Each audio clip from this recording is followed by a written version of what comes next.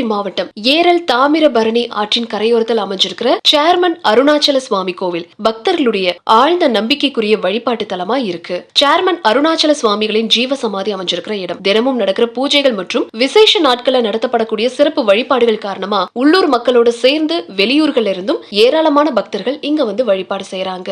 மனநலம் பாதிக்கப்பட்டவங்க, பேய் பிடிச்சவங்க, விசப்பூச்சி கடி, குடும்ப பிரச்சனை இந்த மாதிரியான விஷயங்களால பாதிக்கப்பட்டவங்க இங்க வந்து வழிபட்டா குணமடையும் அப்படிங்கிறது நம்பிக்கை. இதனால பலர் நேர்த்தி கடன்களா அபிஷேகம் செய்யறது, வஸ்திரம் அணிவிக்கிறது, மந்திரம் ஐயறது இந்த மாதிரியான வழிபாட்டு முறைகளை மேற்கொள்றாங்க.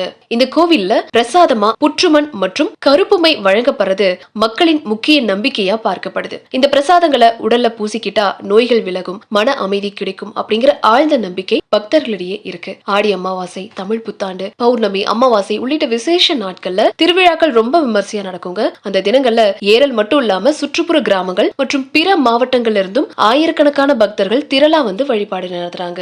1880வது வருஷம் மேல புதுக்குடியில ராமசாமி சிவனைந்த அம்மையார் தம்பதியருக்கு பிறந்தவர் தான் இந்த அருணாச்சல சுவாமிகள். எளிமையான வாழ்க்கை முறையோட மக்களுக்காக சேவை செய்யறதையே தம்முடைய வாழ்க்கையின் நோக்கமா கொண்ட அவர் ஏரல் பேரூராட்சியின் சேர்மனாகவும் பணியாற்றியிருக்காரு.